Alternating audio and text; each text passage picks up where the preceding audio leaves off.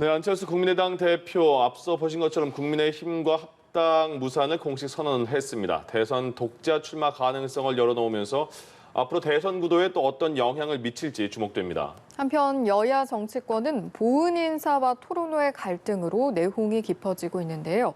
관련된 걸 포함한 정치권 이슈들 최민희 전 국회의원, 정태근 전 국회의원과 함께 짚어보도록 하겠습니다. 네, 어서 오십시오. 안녕하십니까. 예, 앞서 보신 것처럼 어제입니다. 어제 오전에 안철수 대표가 합당 불발을 공식 직접 선언을 했거든요. 다시 한번 보시겠습니다. 작은 정당 하나 없애는 식의 통합은 정권 교체를 위해서도 더 좋은 대한민국을 만들기 위해서도 결코 바람직하지 않다는 결론에 이르렀습니다. 저는 정권 교체를 바라고 더 좋은 대한민국을 원하는 그런 합리적인 중도층을 대변하고자 합니다. 그리고 저에게 주어진 시대적 소명을 다하겠습니다. 네, 합당이 결국에 결렬이 됐습니다. 어떻게 예상하셨습니까? 아니면 왜 이런 결정을 내렸을까요? 이것은 제가 보기에는 네. 이준석 대표와의 파워게임에서 불쾌해서 나온 현상입니다. 예. 그래서 저것은 마지막이 아니고요. 이후에도 야권 단일화라는 형식을 통한 단일 후보를 위한 노력은 계속될 것이다. 네. 그리고 안철수 대표의 정점은 국민의당 30여 석 얻었을 때 정점을 찍었죠. 2016년 총선에서 호남이 거의 국민의당에 다 밀어주기를 하지 않았습니까? 근데 그 이후에는 플러스 정치를 못하고 마이너스 정치를 했고 행보도 왔다 갔다 했던 것이죠. 그런데 다시 중도 얘기를 하니까 그 소구력은 상대적으로 떨어질 수밖에 없죠. 그런데 이번에 안철수 후보가 얻은 가장 큰 그 정치적 자산은 측은지심을 불러일으켰다는 겁니다. 그래서 그것도 일정 기획된 것 같아요. 주변에 아무도 없고 혼자서 외롭고 고독하게 그 협상 결렬 선언을 했습니다. 그러니까 많은 분들이 댓글 보시면 알겠지만 불쌍하다. 안철수 정말 불쌍하다. 이런 댓글이 많아지는 거예요. 네. 그래서 정치에서 최종적인 지점은 측은지심이 발동하면 이제 그때부터는 이제 호감이 막 형성되는 것이거든요. 그래서 뭐 잃은 것은 뭐 잠정적 협상 결렬이지만 얻은 것은 국민들의 일부 측은지심이다. 이렇게 볼 수 있고 저건 끝이 아니고 또 다른 시작이라고 보시면 될 것 같습니다. 또 다른 시작을 위한 결심이라고 봐야 됩니까? 저는 사실은 지금 시기에 있어서 합당 협상이 안 된다고 제가 진지하게 말씀을 드렸고 그래서 양측을 위해서 그 합당 협상을 중단하고 상당 기간 중단하고 나중에 다시 만날 것을 좀 기약을 했었어야 되는데 지금 마치 이제 헤어지는 과정이 서로에게 책임이 있는 것처럼 공방을 하는 양상이어가지고 감정적인 앙금들이 계속 쌓여가는 양상이거든요. 그래서 그런 점들이 상당히 좀 미숙하다는 생각이 들고요. 물론 이제 기본적으로 합당 문제는 안철수 대표가 먼저 꺼낸 것은 맞지요. 그럼에도 불구하고 아쉬운 거는 사실은 국민의힘이거든요. 앞으로 이제 대선 국면들이 점점점 가요화되고 그리고 실제로 이제 과거 대선을 보면 그야말로 뭐 3%나 5%라는 것이 굉장히 큰 비중을 차지하고 있거든요. 그런다고 봤을 때는 다소 국민의당 안철수 대표 쪽에서 얘기하는 것이 좀 무리가 있다고 하더라도 그것을 당장 수용하지는 못한다고 하더라도 언젠가는 반드시 연대해야 할 세력으로 대접을 했었어야 되는데 예를 들면 뭐 이준석 대표가 압박을 하는 거라든지 뭐 휴가 전에 그 통합을 끝내야 된다라는 식으로 이런 식으로 얘기를 하면서 뭔가 실제로 야권을 대표하는 세력답게 국민의힘이 움직이지 못한 거에 대해서는 상당히 이제 비판을 받을 수밖에 없는 상황이라고 보여집니다. 그러면 지금 굳이 책임을 논하자면 국민의힘과 안철수 대표, 이준석 대표 등등 어디에 책임이 있다고 보세요? 결렬에 대해서. 그러니까 지금 책임을 논할 문제 이전에 다시 만나야 될 사람들이에요. 그리고 실제로 제가 보기에도 안철수 대표가 아마 이 국민의힘의 후보가 선발이 되면 예를 들면 대략 지금 국민의힘 후보가 11월 9일 정도에 그 최종 후보가 선정이 되잖아요. 그러면 아마 협상을 다시 시작할 거예요. 그래서 정치라는 것이 서로에게 책임을 묻고 이기는 것, 이게 능사가 아니거든요. 네. 실제로 관계들을 잘 만들어가고 동시에 실제로 이제 정치라는 것이 같이 하는 거란 말이에요. 지금은 특히 대선 국면에 있어서도 무엇보다도 중요한 게 야권의 입장에서 봤을 때는 정권 교체를 바라는 힘들을 최대한 확대해 나가는 과정들이 중요하단 말이죠. 예. 여론조사에서도 봅니다만 한때 지금 정권 교체를 바란다고 하는 사람과 현 정권을 유지한다고 하는 사람 격차가 지금 20%까지 늘어났다가 지금 10% 이내로 지금 줄어든 상황이면 예. 지금 정치를 야권에서 하는 사람 입장에서 보면 책임 공방을 하기 전에 다음에 우리가 어떻게 다시 만날 거냐, 그리고 그 과정에 있어서 서로가 힘을 어떻게 잘 키워갈 거냐, 이렇게 하는 것이 저는 정치의 정도라고 봐요. 예. 예. 다음을 기약해야 한다 이렇게 말씀을 좀 해주고 계신데 그렇다면 안철수 대표의 다음 행보에 대해서 저희가 좀 예상을 해보면 일단 김동연 부총리와 연대 가능성 이야기도 좀 나오고 있는데 그 부분은 어떻게 좀 예상을 하십니까? 쉽지는 않을 겁니다. 그러니까 제일 좋은 모양새는 사실은 안철수 대표가 대권 후보로 다시 나서겠다라는 욕심을 버리고 김동연 부총리 같은 분들을 영임해서 우리가 이 중도에 있는 유권자들의 대변을 하겠다라고 나서면 좋을 텐데 거기까지는 사실 아직 결정 나지는 않은 것 같고요. 그리고 이제 무엇보다도 김동연 부총리의 행보 자체가 지금 결정난 바가 없어요. 예. 아마 지금 민주당을 비롯한 여권에서 김동연 부총리에 대해서 굉장히 우호적인 얘기를 하고 있는 것이거든요. 그렇다고 봤을 때는 안철수 대표는 지금 이제 성급하게 뭐 본인의 대권 출마라든지 이런 문제를 고민하기보다는 어떻든 나는 지금 정권 교체에 힘을 보태겠다고 하는 스탠스를 분명히 하면서 지금 국민의힘이 하지 못하고 있는 보다도 이 중도의 유권자들 그리고 전략적 선택으로 이렇게 움직일 수 있는 유권자들을 위해서 예. 자기 당세를 강화하고 국민적 지지를 높이는 활동을 주력하는 것이 제가 보기엔 가장 바람직하지 않을까 생각합니다. 예. 현재 현실과 대비하면 조금 차이가 있죠. 왜냐하면 안철수 대표가 국민의힘과의 통합 협상을 중단한다는 선언 이후에 국민의당 바닥 조직이 흔들리고 있습니다. 그러니까 이게 현실과 이상은 그렇게 차이가 있는 것이죠. 그러면 안철수 대표는 어떤 행보를 걸을 거냐? 저는 정치는 특히 대선 과정에서는 무한한 상상력 게임이라고 생각합니다. 2012년에 새누리당 세력의 확장에 반대한다며 얼리버드 들고 나왔던 안철수가 지금은 새누리당 세력과 합당하지 못해서 저렇게 제가 보기엔 거의 그 안간힘을 쓰고 있는 거니까 별의별 일이 다 벌어지는 거죠. 예. 그래서 안철수 대표는 일단 어떤 식으로든지 새 확장을 해야 되는데 바닥 조직은 흔들릴 수밖에 없거든요. 왜냐하면 바닥 조직은 대선 결과보다는 자신의 향후 지방선거라든지 총선에 관심이 더 많은 사람들이 지역 조직에 많거든요. 흔들린다는 게 그 불안해한다는 말씀이시죠? 이미 탈당도 많이 예, 했어요. 탈당도 일부 했거든요.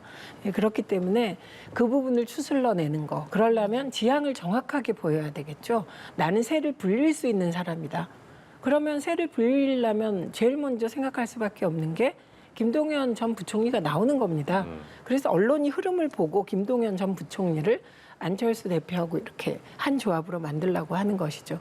그럴 때 새가 확장되죠. 왜냐하면 김동연 전 부총리는 여권 성향의 중도, 안철수 대표는 이상하게 야권 성향의 중도, 이런 식의 그림을 먼저 그려서 예. 흔들리는 하부 조직의 동요를 막을 수 있는 비전 제시를 하지 않으면 저는 안철수 대표가 생각하는 그런 구상, 몸집을 불려서 제3지대에서 뭔가를 만들어서 국민의힘과 일정한 세를 가진 단일화, 그리고 뭐 후보가 되리라고 생각하시겠습니까? 이후에 지방선거나 총선 과정에서의 재기, 이게 쉽지 않아 보입니다. 예. 야권 통합 여부에 따라서 향후 대선 구도가 1대1이냐 1대4냐 이 부분도 달라질 수 있기 때문에 이에 따라서 좀 각 당의 유불리는 어떻게 될지도 관심이 모이는 것 같습니다. 민주당 입장에서는 이번 통합 무산 좀 어떻게 받아들이고 있을까요? 우선 민주당 분위기는 일찍이 1대1 구도가 될 거다. 이렇게 예상을 하고 있는 거죠. 예. 그리고 지금 안철수 대표가 국민의힘에 들어간다는 건 지금 만약에 합당이 성사된다면 지금 국민의힘 후보들이 13명이세요. 거기 한 명이 더 보태지는 것밖에 의미가 없는 거예요. 네. 14분의 1. 예. 그래서 큰 의미는 없지만 일단은 안철수 대표가 지금 지지율은 뭐 1% 자릿수지만 과거에 이분에게 마음을 줬던 사람들이 있는 거잖아요. 유권자 중에. 네. 특히 호남 일부에 아직도 남아있거든요. 이제 그분들에게 민주당은 신경이 쓰이겠죠. 그래서 일단은 민주당 입장에선 휴지기를 얻었다. 뭐 요 정도일 것 같습니다. 근데 분위기가 그렇게 큰 의미를 두는 분위기는 아닌 것 같았습니다. 안철수 대표가 그 한 10년 됐잖아요. 정치 시작한 지가. 처음에 나왔을 때 정말 선풍적인 인기를 끌었고 그리고 박원순 전 시장과의 아름다운 단일화 생각하는 분도 많으시고 근데 계속 탈당, 합당, 뭐 신당, 창당 이렇게 많이 해왔는데 지금까지 10년의 안철수 대표의 그 행보를 짧게 평가한다면 어떻게 할 수 있을까요? 상당히 아쉽죠. 네. 그러니까 이제 새 정치를 들고 등장을 했는데 새 정치에 걸맞는 내용과 본인의 리더십을 만들어내지 못하는 과정 속에서 예. 사실은 이제 대중적 기대를 계속 까먹는 이런 양상이었다고 봐야 되고요. 예. 조금 전에 말씀해 주신 대선 구도와 관련해서는 저는 뭐 반드시 1대1 구도가 될 거라고 생각하지는 않고 그거는 이제 거대 양당, 민주당과 국민의힘이 어떻게 하느냐에 달려 있습니다. 네. 예를 들면 지금 아마 민주당 입장에서 보면은 가장 신경 쓰이는 거는 안철수 국민의당이 문제가 아니라 지금 심상정 의원이 정의당 쪽에서 이제 후보 출마 선언을 했거든요. 네네. 그래서 어떻든 그 정의당이 갖고 있는 대선에 있어서의 고정적 지지층들의 힘이라는 것은 굉장히 강합니다. 예. 그리고 예를 들면 안철수 대표의 선택 문제도 지금 사실은 뭐 중도권에 안철수 국민의당만 있는 게 아니고 예를 들면 뭐 금태섭 전 의원 같은 분도 계시고 예. 최근에 지금 이제 2020 그 대통령 전체 새 정부의 정책으로 만들려고 하면서 뭐 김성식, 김관용 의원을 중심으로 해가지고 의원 전직 의원 몇 분이 대선 정책집을 냈어요. 그래서 실제로 생각보다 지금 양당에 대해서 여전히 미흡하다고 생각하는 세력들은 많이 존재를 하는 겁니다. 네. 그래서 근데 문제는 양당이 자신들의 중심으로 해서 모든 것을 끌고 가겠다라고 하면 사실은 그 중간지대에 있는 사람들은 달리 선택할 수가 없는 거예요. 본인들이 후보를 내가지고 나 계속 국민들한테 평가를 받겠다. 예. 대표적인 게 조금 전에 제가 말씀드렸던 정의당의 심상정 의원 같은 경우는 아마 지금 이번에는 민주당과 무슨 연대를 하기가 명분이 쉽지가 않을 겁니다. 그래서 저는 실제로 양당이 이 대선을 앞두고 얼마만큼 겸허하게 국민들의 요구를 수렴해 나가는 과정 속에서 세력들을 연대하는가에 따라 가지고 대선 구도의 변화는 있을 수 있습니다. 그 지금 말씀하신 정의당이 민주당과 과거 대선에서 연대한 것처럼 혹시 네. 시청자들께서 오해하실 것 같은데 2012년에도 통합진보당 이정희 후보 나왔잖아요. 네. 그리고 2017년에도 심상정 후보 출마했습니다. 예. 대선에서 민주당과 정의당의 연대는 없었습니다. 그리고 긴 역사를 봐도 그건 증명되는 것이고 이제 이런 말씀이에요. 오히려 그럼 대선에서 적당히 하고 그리고 지방선거나 총선에서 연대 가능성이 있냐. 그것도 이미 2016, 2020 다 깨졌습니다. 그래서 민주당은 이미 그런 뭐 진보 개혁 진영이라든가 이런 개념에서 탈피한 지 오래됐어요. 그리고 민주당의 경우는 호남 정당이라는 이미지도 이미 탈피했습니다. 역설적으로 그것을 만들어준 분이 안철수 대표세요. 안철수 대표는 민주당의 대표셨어요. 그러다가 민주당으로부터 가장 중요한 호남 기반을 뺏어가 버린 그런 분으로 기억되고 있죠. 그래서 이 정치라는 게 정말 변화무쌍하고 생물이기 때문에 어떻게 될지 모르지만 저는 아마도 1대1 구도가 되기가 쉽지 않을까. 아까 말씀하신 부분에서 제3지대에 세력화될 분들이 많다고 표현하셨는데 그 많다는 거에 동의가 안 됩니다, 저는. 왜냐하면 그분들도 보면 김성식 전 의원이나 김관영 전 의원이나 다들 유능한 분이죠. 그런데 어쨌든 뿌리가 다 있는 거예요. 김관영 전 의원은 민주당에서 되게 핵심적 역할을 하던 분입니다. 그러다가 안철수 대표하고 손을 잡았었고 김성식 전 의원은 뭐 원래 야권에서 시작을 했는데 매우 합리적인 분으로 그렇게 평가받거든요. 네. 그래서 이게 어느 정도의 구심력을 가지고 결합해서 국민들의 마음을 얻는 최하 5% 이상의 지지율은 나와야 독자 출마가 가능하잖아요. 예. 그렇게 되는 길은 굉장히 어려울 것이다. 이렇게 봅니다. 알겠습니다. 예. 다음으로요. 국민의힘 당 내부 이야기로 한번 넘어가 보겠습니다. 이준석 대표와 윤석열 전 총장의 녹취록 유출 의혹, 갈등 상황으로 번지고 있는데 이번 사안 좀 어떻게 바라보고 계십니까? 지금 뭐 오늘 이제 최고위원회가 열리는데 네. 지금 그 녹취록 얘기는 사실은 좀 지난 뉴스가 돼버렸고 예. 오늘 아침에 이제 김재원 최고위원이 라디오였어요. 그 이준석 대표하고 원희룡 후보 간의 통화 내용 중에 네. 이준석 대표가 윤석열 후보 전 총장은 금방 정리된다 이런 식으로 최근에 통화를 했다는 내용들이 공개가 됐어요. 예. 근데 김재원 최고위원이 확인해 준 거죠. 그렇죠. 예. 그래서 이제 지금 저는 좀 국민의힘도 그렇고 특히 이제 야권의 1위 주자인 윤석열 후보 측도 그렇고 지금의 상황을 좀 냉정히 바라봐야 된다. 그러니까 지금 사실은 야권이 정권 교체를 바라는 국민들의 열망이 높은 것이지 그 열망을 국민의힘이나 윤석열 후보가 모두 받고 있는 게 아니거든요. 네. 그리고 조금 전에 제가 말씀드렸던 것처럼 실제로 정권 교체를 바란다는 퍼센테이지와 그 현 정권을 유지해야 된다는 격차도 지금 줄어들고 있는 현실이에요. 그것은 무슨 얘기냐면 야권이 잘못하고 있다는 거예요. 그래서 그것은 이준석 대표도 윤석열 후보 측도 문제가 있다라고 봐야 되는 것이고 그런데 이제 지금 뭐 지난 주말부터 시작해서 많은 언론에서 지적하는 부분들은 일단 이준석 대표가 대표로서의 리더십을 잘 발휘해야 된다. 그리고 경선 과정에서 본인이 주인공이 아니라 실질적으로 공정하고 그리고 이 후보들이 신뢰할 수 있는 경선 관리를 해야 된다. 예. 그런 측면들을 거의 공통적으로 지적을 하고 있거든요. 그래서 저는 양측 다 지금의 갈등들을 증폭시키지 않도록 겸허히 성찰하고 정말 국민들한테 다가갈 수 있는 방법들을 모색을 해야 되는데 예. 보다 우선적인 그 자세의 변화는 이준석 대표가 먼저 실천을 해야 되는 것이 아닌가.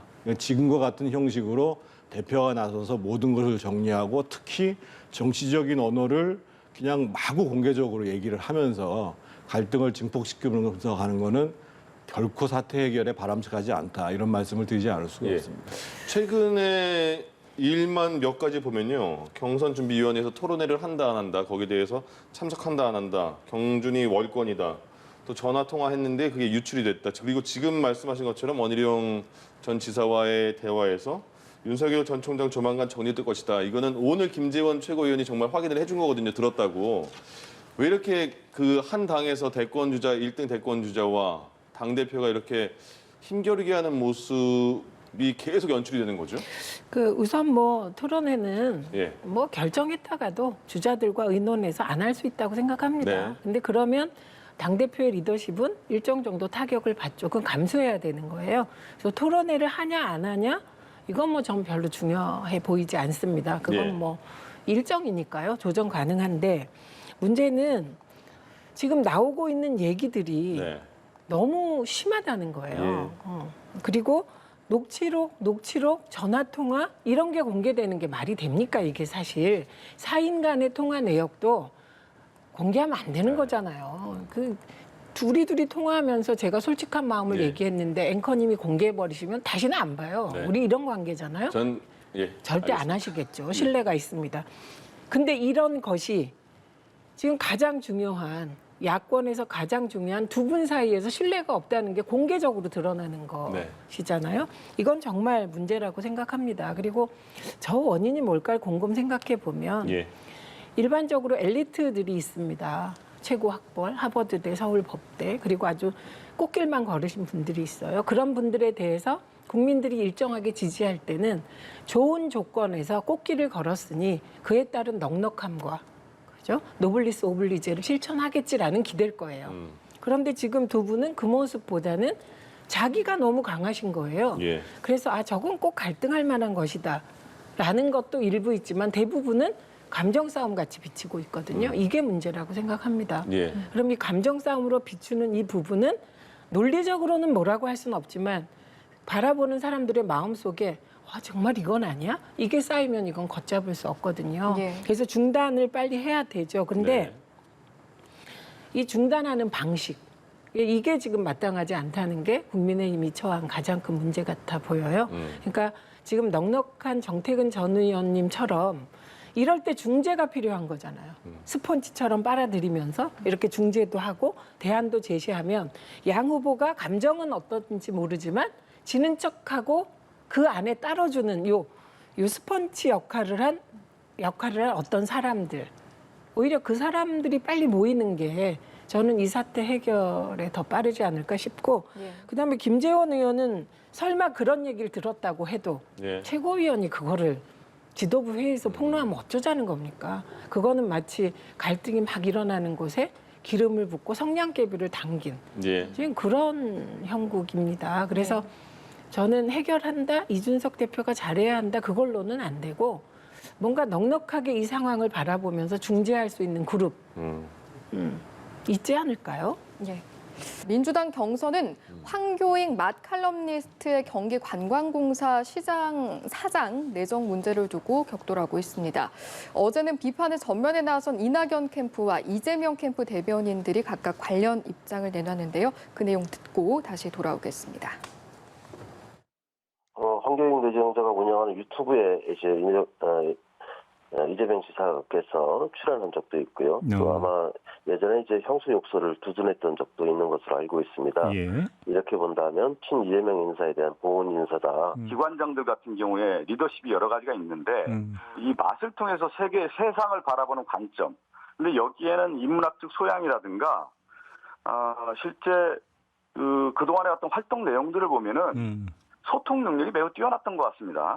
그래서 관련 분야 5년 이상 근무자라든가 네. 공무원 4급 이상, 민간 근무 경우 15년 이상, 뭐 이런 부분들이 있었는데 2021년도에 이제 업무 자격에는 대외적 교섭 능력이 탁월하신 분, 뭐 이제 변화, 개혁, 지향의 사업 능력을 갖춘 분 등으로 업무 자격을 완화해 준 게 아니냐 하는. 기준 완화를 지난해 4월 29일 완료를 하고요. 지금 황교익 씨를 대상으로 해서 인사 규정을 개정했다라는 것은 잘못된 것입니다. 네, 들으신 것처럼 보은 인사다라는 비판의 목소리가 있고 이재명 후보 측에서는 사실이 아니다 이런 입장을 밝히고 있습니다. 이번 논란 어떻게 좀 바라봐야 할까요? 우선 이건 1위 후보가 감내해야 될 몫이죠, 뭐. 네. 그렇기 때문에 뭐 황교익 씨가 뭐 경기관광공사 대표 사장을 하나 안 하는 저는 별 관심 바뀝니다. 근데 이 사안을 바라봄에 있어 그럼 황교익 씨가 경기관광공사에 갈 준비가 안 된 사람이냐? 차고 넘치는 사람이죠. 일반적으로 관광이라는 건 예. 명소, 사람들 그리고 맛이잖아요. 네. 이분이 맛 칼럼니스트라는 새로운 영역에서 경지를 개척한 분이세요. 그리고 정말 이름 있는 분이시고 그 분야의 전문가십니다. 그러니까 경기도가 아니라 전라남도에서 이분을 모신다면 더 맞는 분이죠. 예. 왜냐하면 맛 그러면 전라도잖아요. 그래서 이분은 충분히 자격이 있는 분이세요. 그리고 경기관광공사 사장 인사가 이렇게 대한민국에서 주목을 받아야 되는 이슈인지 아마 이번에 경기관광공사 직원들은 이게 순기능을 따진다면 정말 유명해졌다 예. 이런 거 있고요. 네. 그다음에 이게 굳이 이걸 좀 객관화시켜서 바라보자면 각 도가 산하기관 혹은 참여기관의 정무직 인사를 어떻게 할 것인가의 기준 문제가 되겠죠. 네. 그런데 지금 저는 오영훈 의원인가요? 저런 말은 전혀 그 설득력이 없다고 보는데 이 대목은 이재명 지사의 형수 욕설과 관련하여 과거에 그걸 어떻게 찾아내는지 과거에 옹호한 적이 있어서 그에 대한 보은 인사다. 이게 말이 됩니까? 어떻게 저렇게 정치의 수준을 저렇게 만드십니까? 그리고 저런 건 속으로 생각할 일이지 공식 논평으로 낼 일입니까? 이건 아니다. 그런데 오히려 공교롭게도 황교익 씨가 중대 출신이래요. 네. 그러니까 이건 입대기가 딱 좋죠. 그러면 거꾸로 중대 출신은 그럼 능력 있어도 경기도에서는 산하기관장 맡으면 안 되냐? 이런 문제 제기가 나와요. 그래서 이 부분은 선거 과정이니까 예. 그리고 민주당 내에서 후보들이 문제 제기를 하니까 뭐 이재명 캠프 쪽에서 정무적으로 판단해서 뭐 계속 유지할 건지 예. 아니면 뭐 자진 사퇴 등을 할 건지 결정하시겠지만 저는 이거는 정말 아니라고 봅니다. 이거 그러니까 이낙연 캠프에서 문제 제기하셨잖아요. 근데 전남도에서도 이낙연 대표가 후보 시절에 전남 지사 후보 시절에 뭐 도와줬던 많은 분들이 산하기관장으로 갔더라고요. 그리고 가슴에 손을 얹고 모두 생각해 보십시오. 캠프에서 도와준 분들 산하기관에 한 명도 내려보내지 않은 네. 그런 도지사나 시장 있었습니까? 그래서 이 부분은 그럼 아예 못하게 기준을 세우시라. 예. 법으로. 오영훈 의원이 의원이시잖아요. 그렇게 해결하시고.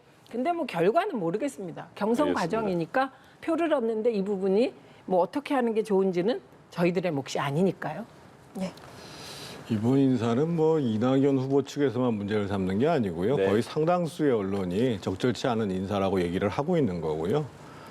그 적절치 않음은 보훈 인사라는 것보다 사실상 캠프를 확장 강화하기 위한 인사 아니냐 이런 문제적인 거거든요. 예. 그러니까 지금 더더군다나 이 경기관광공사 사장 자리가 8개월 동안 공석이었었어요. 네, 지금까지. 그러다가 지금 임명한 거거든요. 예. 예.